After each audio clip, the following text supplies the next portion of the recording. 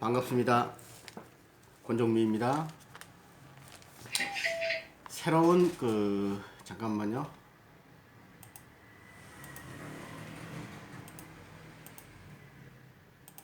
새로운 좀 시끄러우니까 뭘 좀 껐습니다. 새로운 월요일이 시작됐습니다. 좀 하루 쉬고 나니까 좀 상태가 괜찮아진 것 같습니다. 오늘의 주제는 공시가격 폭등의 교훈과 4.15 총선 이후. 제 전공인 부동산과 그 다음에 정말 얼마 안 남은 우리나라의 미래를 좌우할 총선과를 결합해서 제가 설명을 아주 간단히 드리겠습니다. 어느 누구도 이런 분석은 해놓은 것 같지는 않습니다. 자, 우선 강남 목동의 지금 공시가격이 폭등을 이어지고 있죠. 왜? 9억 이상에 대해서는 엄청난 더 상대적으로 많이 폭등을 하기 때문에. 그래서 이 신청이 3만 건을 육박하고 한다고 합니다. 제가 나중에 이야기하겠지만 이럴 줄 몰랐느냐는 얘기죠. 이미 제가 2년 전부터 공시가격 인상으로 인한 어떤 대책을 수립해야 된다. 그럴 때 이미 그때 반발을 했어야 된다는 얘기죠. 그러니까 항상 조금 늦죠. 자, 일단 쭉 설명하면서 이야기하겠습니다. 음마아파트에서도 난리고요. 뭐죠? 음마아파트 소유자 협의회 그래가지고 공이 신청을 하고 있죠. 그 다음에 반포 레미안 포스티지, 자, 비싼 아파트만 목동 신시가지 이런 아파트들이 이의 신청을 엄청나게 하고 있습니다. 청와대 국민청원에도 엄청나게 하고 있죠. 그러나 국민청원에 작년에 같은 경우는 한 100건 정도 나왔지만 지금은 1만 3천 건이 넘었다고 합니다. 그러니까 폭발하고 있는 것이죠. 그리고 제가 이걸 이따 얘기했지만 여러분들 이걸 미리서 예상하고 대비했어야 된다는 얘기죠. 이따 4.15 총선 이후도 미리서 여러분들이 아시란 얘기예요. 4.15 총선에는 어떤 일이 닥칠 건가를. 그게 핵심 내용이에요. 지금 뭐 공시가격 인상? 뭐 당연한 거죠. 제 입장에서는 뭐 당연한 일이다. 그러니까 이 사람들은 뭡니까? 공시가격 낼 능력 없으면 팔아라 얘기입니다. 팔리면 팔립니까 제대로 지금? 사지 못하게 만들어 놓고 팔아라 이럽니다. 그러니까 빼도 박도 못하게 만들어 놓은 거죠. 결과적으로 뭡니까? 강남에 살기 싫어? 그러면 강남의 아파트 팔고 싸게 팔고 강북 아파트 떠나 수도권으로 떠나 이러는 겁니다. 이게 과연 국민의 삶의 질을 높여야 될 정부가 할 일이냐 이런 얘기입니다. 여기에서 잠깐 제가 설명을 해야 될 게 있습니다. 공시지가와 공시가격 이걸 한 파트로 제가 따로 설명을 하려고 했는데 그냥 한꺼번에 합니다. 이것도 우리나라는 토지와 주택이 등기부등본이 따로 되어 있는 이원체제입니다. 자, 여러분들이 부동산을 전부 전문가처럼 한 걸로 생각하지만 현장에서 제가 한 20여 년 지켜본 바로는 거의 대부분이 부동산 초짜입니다. 아는 것처럼 행동을 하죠. 아는 것처럼 행동을 해가지고 실전 부동산 투자에는 다 실패를 하고 있다. 이게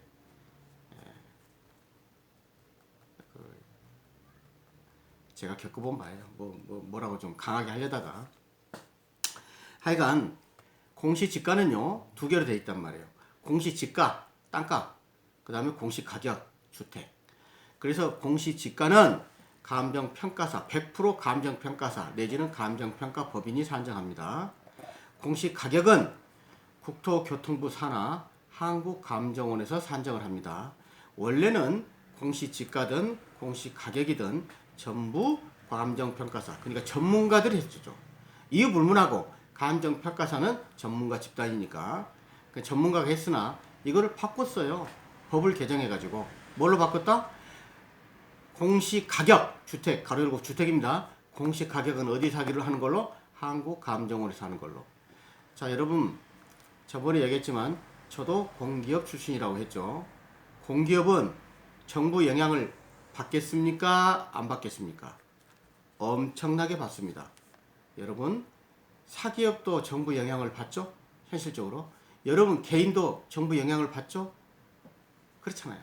그런데 공기업은 어떻게 했어요? 국가가 그 기업을 출연시켰는데 돈을. 공기업이 뭐예요? 공무원한테 기업을 맡기면 수익이 안 나요. 뭐 망하든 말든 세금으로 운영되니까.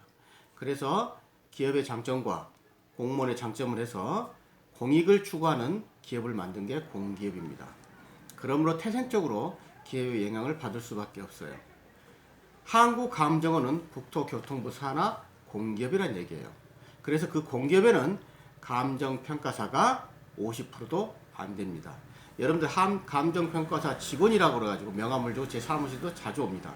그 사람들 감정평가사가 아니란 얘기입니다.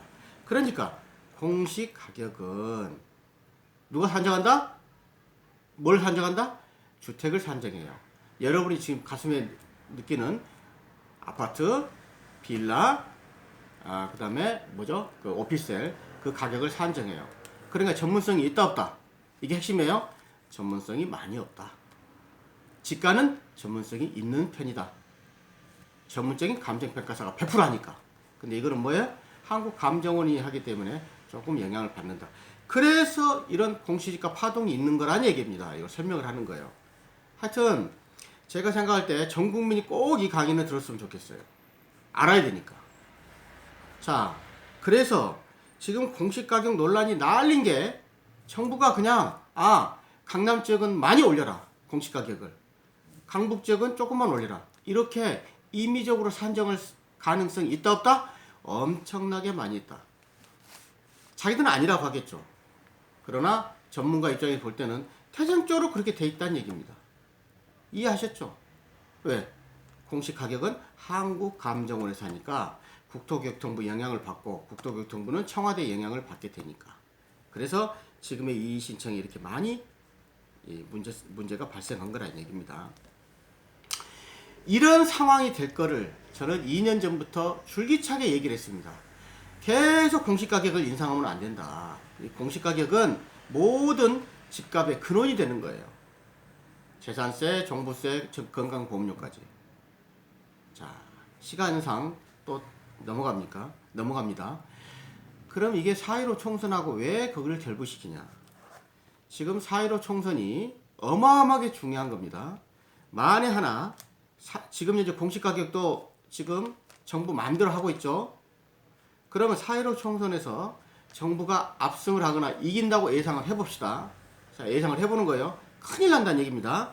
자, 검찰은 이미 문재인 정부가 장악을 하고 있죠. 그게 정부입니다.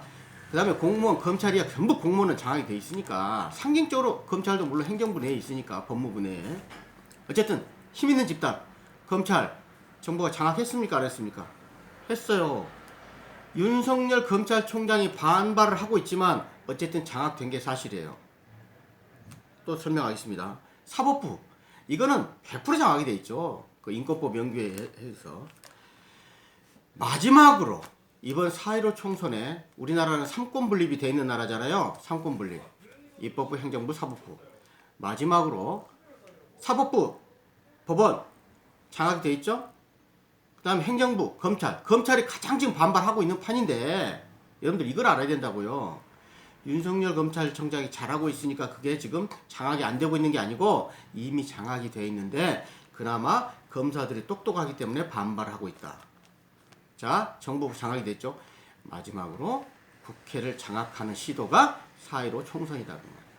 그러면 3권 분립이 되어 있는 나라인데 3권이 전부 뭘로 들어간다? 청와대로 예속이 된다는 얘기예요. 이번 4.15 총선으로 결과로.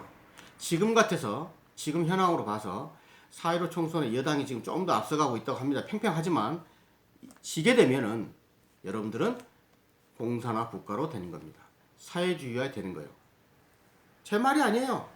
유명한 학자들이나 그 다음에 저보다 훨씬 많이 배운 사람들은 말이에요. 3권 분립이 없는 나라는 공산화죠. 그래서 마지막으로 국회를 장악해서 모든 입법 과정을, 법을 바꿔버릴 것입니다. 그에 대한 행동대장이 누구다? 7월에부터 발효가 되는 공수처다. 공수처는 한마디로 말할게요. 그냥 쉽게. 검찰이 없어지는 거고요. 행정부 없어지는 거예요. 그 다음에 사법부 없어지는 거예요. 국회 없어지는 거예요. 그걸 모든 걸 총괄해가지고 공수처가 행동대장 역할을 하게 될 것이다. 7월에 예정이 됐습니다, 여러분. 7월에.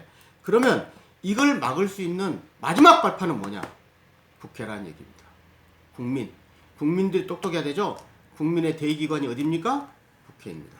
그래서 이번에 만약에 총선에 지고 그 유사정당 뭐죠? 열린 뭐 들어가는 거 그 사람들한테 지게 되면은 여러분들은 완전히 정부에 예속됩니다.